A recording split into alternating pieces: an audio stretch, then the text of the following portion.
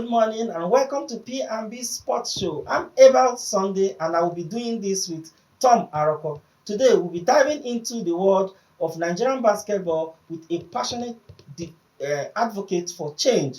Joining me is the dynamic Afiémo, a renowned sports media strategist and a key figure in various sports organizations. Also joining us is the founder president of NCBC, team manager Hotcoal Basketball, project manager Next in Line Africa, and vice president of Naija Sport Outreach, Dr. Bek Jang. We will be discussing the Nigerian Basketball Federation media engagement strategies and Afiémo vision for promoting Nigerian sport globally. Just grab your teacup because P&B Sport start now.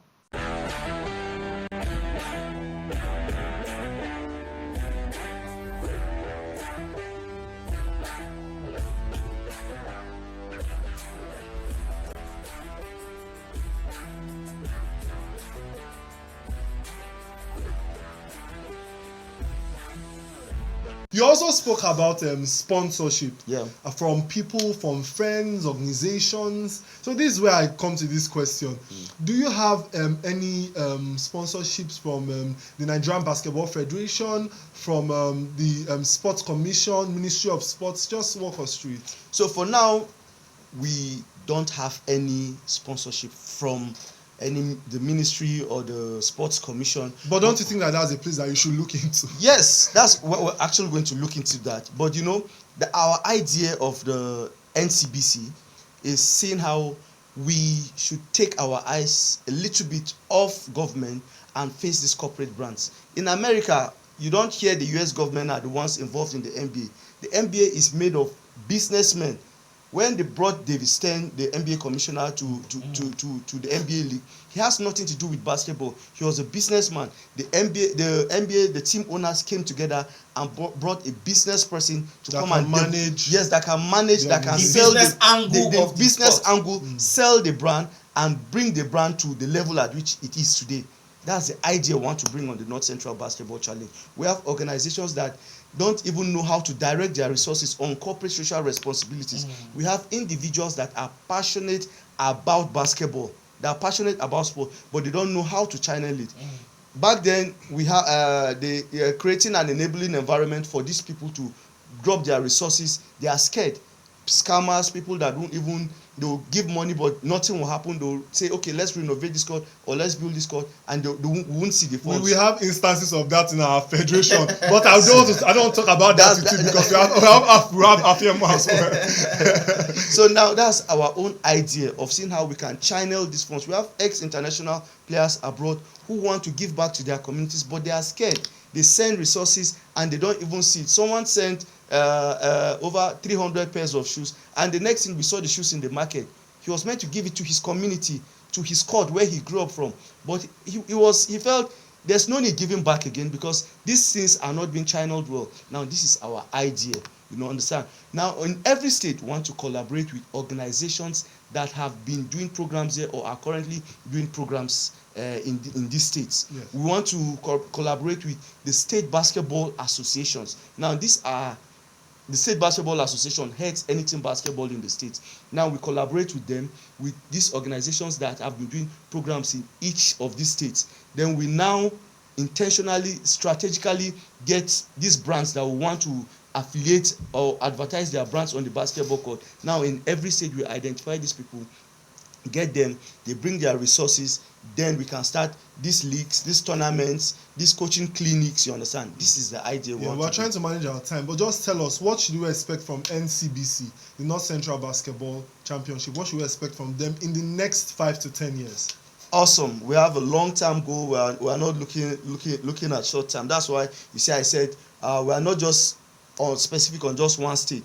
We are looking at the whole zone, the North Central zone. Now, like I said earlier, we want to be a brand where other zones will look at us and say, we too want to take this back to our own state. If every zone picks this idea, you understand, not always looking at government, but seeing how we can face these corporate brands and seeing them invest on the basketball court. value creates value. If these corporate brands are bringing their resources into basketball, what are they getting back? We have to see how we can have more visibility for their products, you understand. North Central Basketball Challenge, we are also looking at, like I said, basketball camps. Already for this year alone, once we are done with the 3x3 3-on-3 tour, we are already looking at a summer camp for kids. If everything works out well, this August, in every state we are going to have a summer camp for kids. Already by September, kids that are going back to school, we already have brands that we are looking at that are into educational resources, where we can do a little camp and give back to kids that are going back to school, books, bags, uniforms and stuff. Now, our idea is to be more strategic in the kind of people we bring on board. In the health aspect, where players get injured, we are looking at identifying with HMOs where we can sign an agreement where they take care of each state basketball team. Already we have a very good HMO we are discussing with. I don't want to lay it down now, but we are working on that. We are looking at other brands again, like when teams travel for tournaments, accommodation, hospitality. We are looking at this kind of brands as well. Basketball does well with music. We are looking at how we bring more, fusing more music, the entertainment aspect with basketball. This would be the easiest way to attract people to basketball arenas. When they know, oh, somebody is going to perform, a musician will perform, there will be poetry, there will be dance. Now, these are the angles that we are coming in. And I think this is also going to help our own players to put themselves out on the national stage. But we also want you to know that P&B Sports will always be there for NCBC. We would really love P&B to come through 100%. We really love what you guys are doing. Your studio is looking very beautiful. And we hope, we hope that we'll have more engagement. When we have more programs, we'll come here and discuss more. We are blushing already, but I will not forgive myself as we wrap up. I will not forgive myself if I not ask this question. Is it that Hotcoal is getting cold? Okay, so now Hotcoal Basketball can never get cold. We started Hotcoal. My GM started Hotcoal. Big shout out to my GM, Dr. Ubon Udo. He started Hotcoal since 2008. The vision has been there, but it got better 3-4 years ago. You understand? Hotcoal, we've been into charity, scholarships and the rest. When Hotcoal started the basketball team, we did like 2-3 years without winning games. But when we now re-strategized, we started winning games. The female team went unbeaten 3 years in Abuja. Won back to back. We just won another female league here in Abuja last month. But our vision again has been redirected. Hotcoal started end of the month tournament in 10 states in the past 18 months. Now we are adding. That's fantastic. Yes, end of the month tournament in 10 states. Now we are adding 8 more states to have 18 states. You understand? Yeah. So we can't to fund this. Our GM has been doing this from his pocket. So we are trying to get more partners, and more partners are coming on board. Since we are trying to expand. You understand? Scaling, we have to expand right now. 18 states every month, it's not easy. You understand? So instead of monthly, we are making it quarterly since we are expanding. So that it will be sustainable. Yeah, it will be sustainable. The goal is to get the 36 states. But we are taking gradual steps, but we are getting baby steps. We are getting there. Hotcoal will be playing in the. There's a tournament coming up, I think. Rims and Trails in Abuja, both male and female teams. So should we expect to see names like David Issa? I don't know why you are too particular about this David Issa. I'm a fan. Hopefully, David Issa played very well when he played with Hotcoal, but he's playing currently. He's playing with Kano Pillars, so he's more in Kano right now. Okay, founder and president of NCBC, Dr. Bek Jang, thank you very much indeed for coming to the studio to talk to us about your event tomorrow. Of course, P&B will be there by God's grace. Thank you very much. Okay, we'll be going on a short break now, and we'll be coming back. Expect Afiémo. He will be coming back. We'll be talking to Afiémo here, everything about media and the NBBF, the saga, and everything about it. So don't go anywhere. We'll be right back.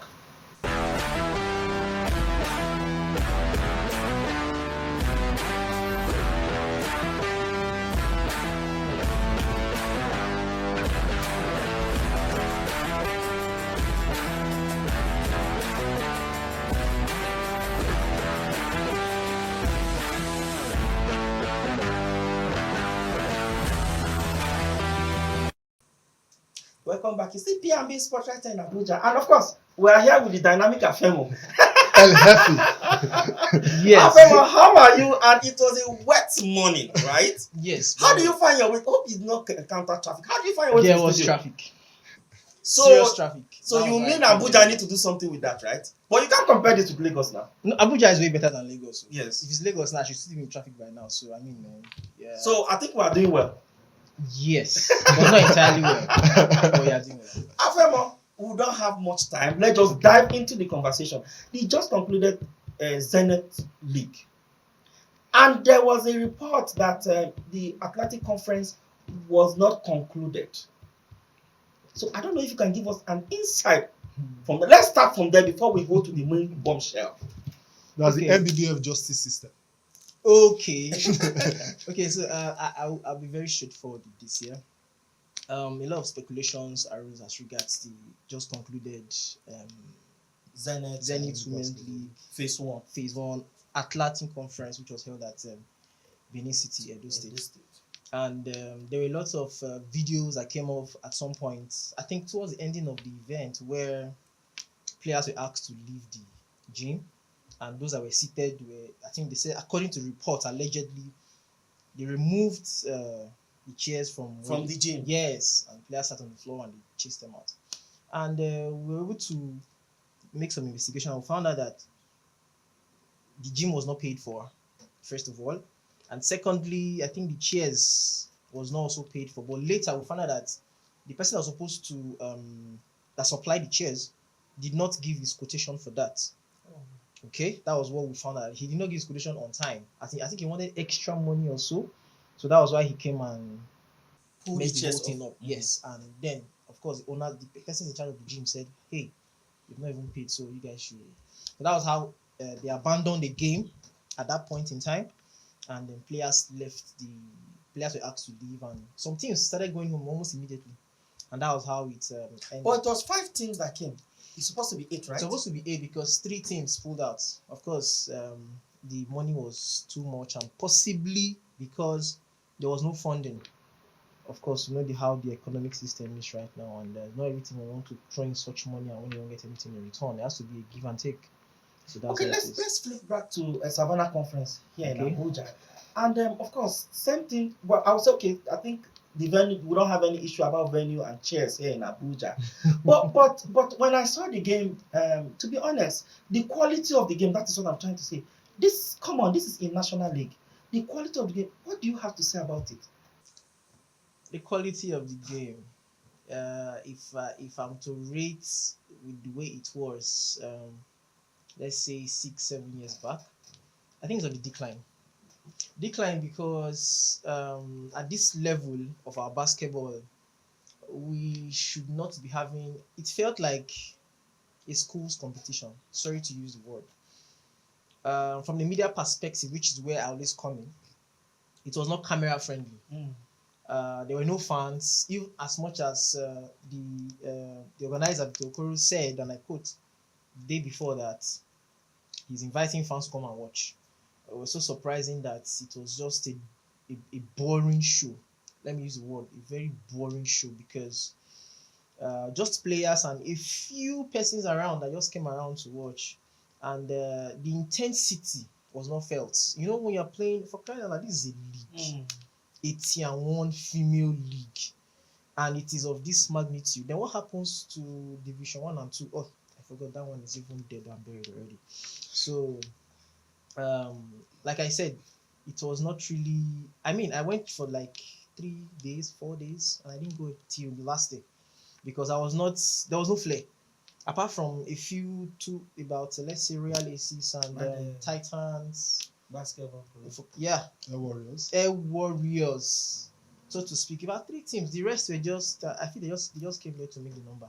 I think Plateau were able to do something later on, but not still up to that standard. Where you see, not up to the standard. I mean, when we used to watch the likes of when Elephant Girls were in charge, the likes of Nkechi, Akashi, when you see them playing, you see the intensity. Late memory, exactly. Tupac and the rest. Okay, let me allow Tom to go. I know Tom have a lot to say. Okay, so you said the league was not media friendly. Yes. What role does the lack of media professionalism play in the MBBF as a whole, not just the Zenith Female Basketball League? Okay, I'm going to take this two ways. I will take this from my own perspective and from a layman's perspective. You see, for sports as a whole and media, they are like two Siamese twins right now with the current trend. You do not push away one and leave the other. You have to marry both of them together. In this day and age where social media, you have all forms of media on ground right now, whatever it is you are doing, it has to be in the eyes of people. That is a must.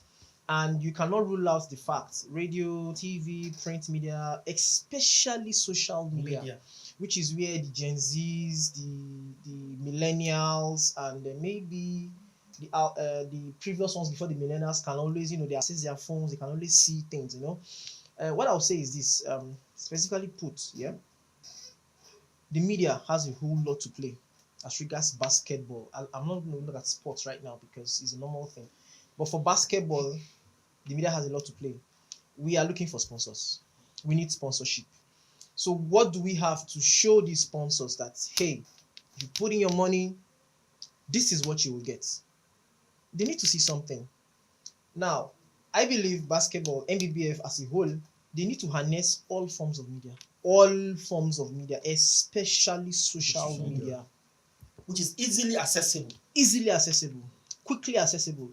Now, you walk up to me and say, hey, I do XXXYZ. Oh, no problem, no wahala. Let me have your Instagram handle. See those things you told me about. I need to see it on your IG handle or your X handle. If I can't see it there, whatever you're telling me is just doesn't make sense. It doesn't make sense. So I need to be able to tailor what you are saying and your handle. Exactly. That's how it works. Personally for me. So if you're telling a sponsor that, hey, give us 20 million, fine, no wahala. What's your scorecard? What have you been able to do? Achieve. Yes, let us see how you're able to run. So if these guys have pictures, videos, live streams and all that, they go, oh, hey, who's watching this live stream, for example? Persons from this country, from that country. So what if we put our logo here? So, visibility. Yeah. So if a sponsor is giving you 2 naira, they should be able to get at least 50 kobo or 1 naira worth of visibility of whatever it is they are giving to you. That's the essence. Visibility sells. As a sports media strategist, yes, please. How do you build healthy collaborations between the media and the Nigerian Basketball Federation or Nigerian basketball as a whole? Collaboration is new oil.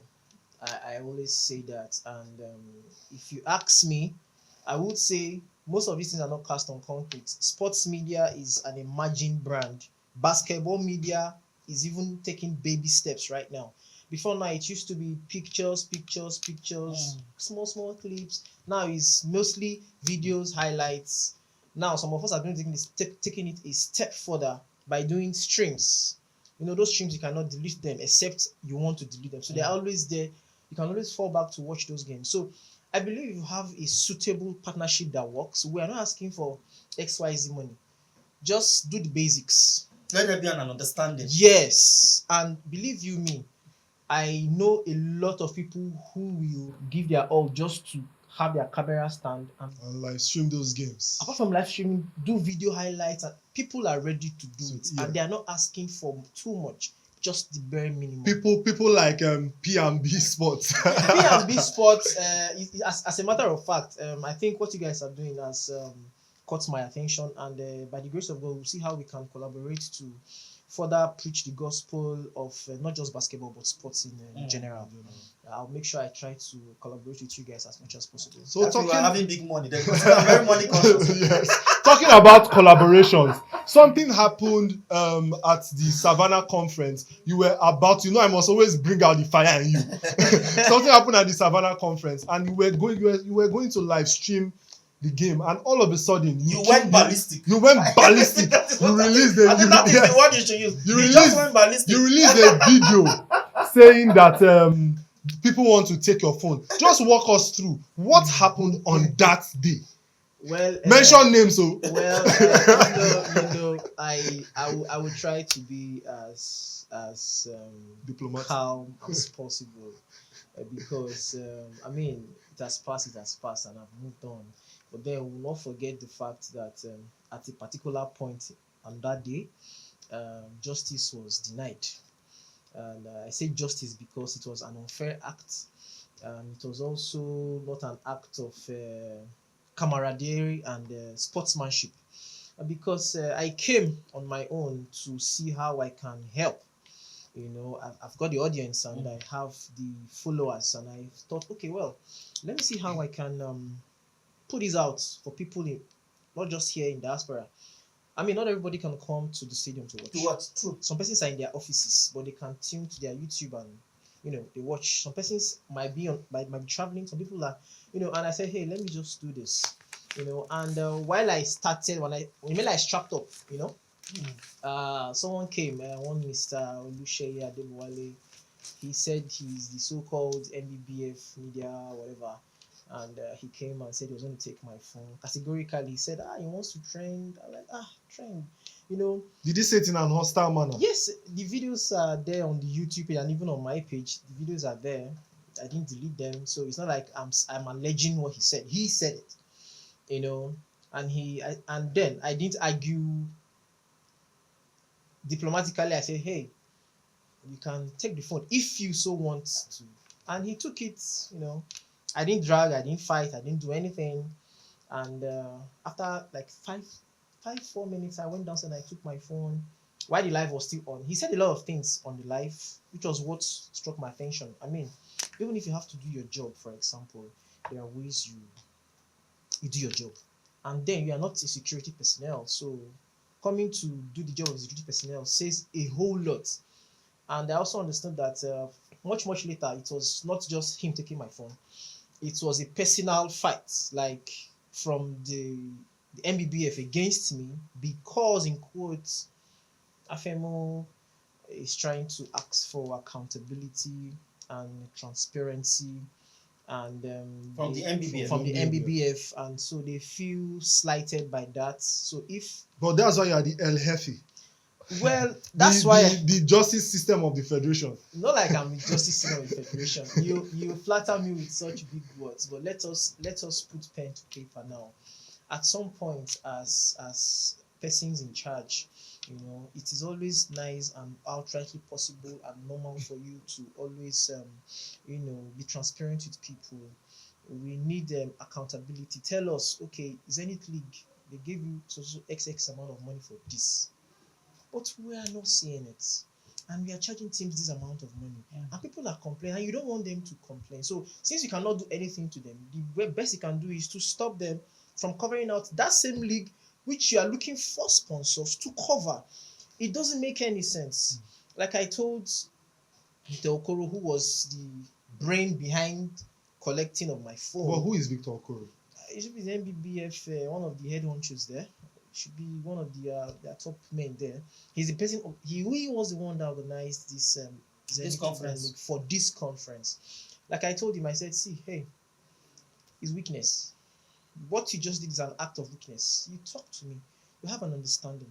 And then they said they sold media rights to, and I'm like, exclusive media rights to who? How? For a league that is in comatose, you are selling out rights. Is this the NBA? You should not be exclusive. You should not be excluding just a particular set of person to do the. You need people. You need persons. You should not say, hey, just you. It doesn't work that way. And then we asked, where are the documents? Let's see the documents. If you signed exclusive, let's see it. You say you're head of MBBF Media. Fine, no wahala.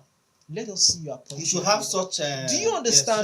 Documents. Since till now, I've not seen any such leaders. And now he said, the Sheye guy said, hey, during the pre-match meeting, they told teams to write a letter, because I was, apart from streaming from my page, I was supposed to work with Royal Aces, Plateau Peaks, and Ham Warriors. Okay. And they said that teams should write. Now, my own is fine. Teams should write. But according to news that came in much later, they said, and I quote, even if Afiémo writes a letter, because the letter told me to write a letter to stream. He said even if Afiémo writes a letter or an email, it will not be responded to. He told me to. I still have the videos. He said I should write that they will respond immediately, and I wrote with my company Afro Scout TV's letter-headed email, not the paper, the email which has our letter-headed logo and everything on it. He didn't respond. They did not respond, and I heard from some persons that they were not going to respond because it was me that wrote it. Then much later, he said they respond now. I should hold on. Much later, they said they didn't see the email. So I'm like, do emails travel far and wide? Maybe the email is taking bus from Ajaokuta to Benin. I don't know.